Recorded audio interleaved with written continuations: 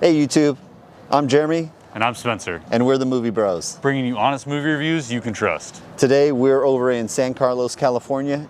We're here checking out the movie Synchronic. Yeah, so Spencer, what'd you think? So this one was an interesting one. It was directed by Justin Benson and Aaron Moorhead, written by Justin Benson. It starred Anthony Mackie as the main protagonist and Jamie Dornan as the kind of sidekick. So I thought this was a really interesting movie. The directors of this one directed another kind of indie film that's a little out there called The Endless that I had watched and thought was also interesting. I think this kind of followed in that same genre. This is a thriller, kind of like mild horror element movie that plays with time and kind of follows the story of Anthony Mackie, who's a paramedic driver, where him and his friend keep seeing these crazy deaths in their line of work, and they keep finding the same drug at the scene of kind of all of these crimes. And so there's that component plus his own personal trauma and experience that he's working through that come together to make a really kind of out there, kind of mind-bending movie. Yeah, the movie was definitely gritty. Yes. I think it was intentionally shot. There was a lot of handheld shooting as well. It had definitely a more moody kind of feel to it. And even in the movie, there was some time bending, seeing things kind of in reverse. And both characters in this movie are really kind of down on their luck. One is suffering medical problems. The other one is suffering a loss of a child. And the movie itself, there's definitely not an uplifting part of the movie. This is definitely not one to go watch if you're not kind of in the right headspace. This is, like I said earlier, it's kind of a mind-bending thriller. I would definitely say it's a very gritty movie. Yeah. It has some mild horror elements to it. Some of the scenes that they come upon are definitely a little bit gory. Graphic. Very graphic, but very interesting in the way that it plays out. I think that the way the first act sets up, I was definitely very intrigued with the movie. I was kind of like slowly buying in. I felt like they were kind of dropping the breadcrumbs, and I was starting to piece things together like what's happening when people take this drug. Yeah, I think it would be I think it would be really neat to take a drug and be able to travel in time. That would be really cool, but I mean, like legitimately travel in time, not just in my mind travel in time. Well, and that's the thing. I mean, I didn't quite catch how it works for normal adults, because it doesn't work the same necessarily for all people. But the fact that you had this limited window was 7 minutes was also very interesting and kind of made the stakes that much higher when you do travel back, because you never know what you're going to encounter. Yeah, and you have to be, we don't want to give too much away about the story, about what happens in the movie. Yeah. I did think it was a really interesting concept. To me, it felt more like an indie film. Mm-hmm. It felt more, it felt unrefined. Yes. It felt a little clunky. Yeah, the story itself, I think there were some moments where, like as you mentioned, they have some cool graphical things that they do in telling of the story, where you do see some things go backwards, and so you kind of get these mind-bending kind of time elements before you're even really introduced to the concept of time travel in the movie. And I don't know that helps it. I find it a little bit. They were trying too hard to like make it cool, but it like didn't really fit into the story and the parts that they put those scenes in. I felt like the movie probably could have been 60 minutes, but in order for them to release it in theaters, they had to make it longer. Sure. So when they're shooting films, they shoot all this other footage, and so they kind of pieced it together in order to make a longer film. But there were definitely a lot of areas that the movie didn't need. Mm-hmm. I complain about this a lot. I feel like the first act was really slow. I felt like it started. I remember thinking to myself, okay, we must be in the second act. It's starting to pick up some, but it didn't really feel like the third act was 5 minutes long.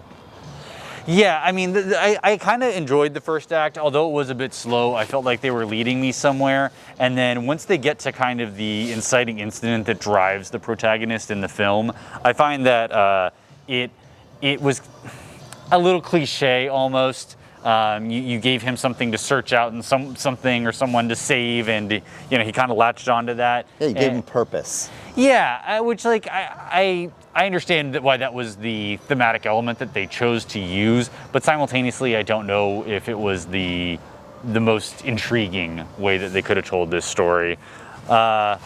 Yeah, I also just really didn't enjoy some of the choppiness of the movie. So sometimes, you know, it's a movie about time travel. They kind of give that away pretty early on. But you have scenes where you're seeing what are actually flashbacks from my interpretation. Yeah, and you're not wondering, time travel, just flashbacks. right, but you're left to wonder, like, wait, is there some sort of time travel going on here that I didn't see?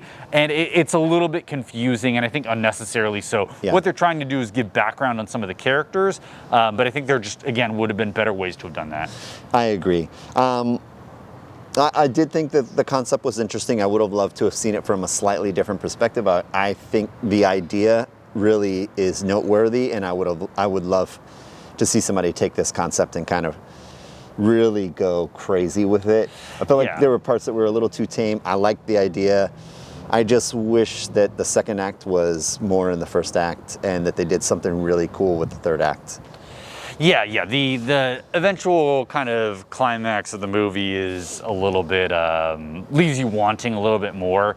It kind of just achieves the goal that you would think that would be achieved in the movie, and then like there were no real shockers at the end. Like the elements, the idea behind the movie was cool. I think it was a very unique idea. I think this would have been something that would have maybe been better played out in a series as opposed to a movie, where they could like really go across it, or just as a single episode in something like a Black Mirror, where they're kind of focusing on like the pitfalls of technology or these designer drugs. But as this movie was filmed and shot, I don't know. I think it didn't really all quite come together. Yeah. You want to get down to scoring it? Yeah. If you're watching this, I'm probably trying to convince you of something pretty unbelievable, or I'm dead. I'll go first this time. Sounds good. You know, I thought the concept was cool. I thought it looked nice. I thought the story was a little lacking. I even think that some of the storytelling really needed a little more refinement. It really kind of seemed more like a debut. I'm not 100% sure. I'm not familiar with these two directors.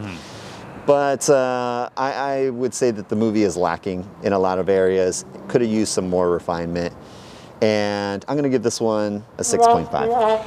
Yeah, I thought that the concept was really cool. The trailer really pulled me in. I liked the idea. I think there's been a few movies that have kind of touched on similar elements. Limitless with Matthew McConaughey. Project Power in its own way kind of plays into this in some ways. I like this idea of taking a designer drug and pushing kind of that industry forward where like something really crazy happens. I think that's a cool concept. I also love the way that they played with time. And I think that this was a unique take on time travel. Not necessarily in the way that it happened, but just like the randomness of it, where it wasn't like you got to pick where you wanted to travel to, where you were geographically determined where and when you traveled to, which was pretty cool. I thought some of the visual elements were really interesting, but the story for me just wasn't all put together. I thought Anthony Mackie did a pretty good job as the main actor. The other actors I was kind of just underwhelmed by, but I think that's more the script than anything else. I'm actually going to also rate this as 6.5. I think this is one that if you want to, you like this genre, you like this kind of mind-bending, time warping movies, I think that there's something for you to enjoy here. But overall, I think this is one you can wait to come out on home video. Yeah, absolutely. The movie does give you something interesting to think or talk about. But yeah, I would agree. Wait for this one to come out on video. You guys heard it here from the Movie Bros. Make sure you smash that subscribe button. It really helps us out with the algorithm. What else you got for him, Spencer? Yeah, just chat. Leave us comments in the comment section. We do love to hear from you. You know, if there's movies out there that you want us to go see, we try to go see as many movies as we can and review them. We always love to hear your opinion. So please hit that like button and then leave us a comment in the comment section below. Hopefully, wherever you live, you're able to see movies right now. We know we're really excited about seeing movies in movie theaters as opposed to seeing them at home. And hopefully, I know we've been getting a lot of comments from India and other parts of the globe where they're really excited about seeing some of the movies that we've seen recently. So if you have an opportunity, make sure you go out there and support the movie industry by checking out a movie in a theater. Movie Bros out. See you guys on the next one.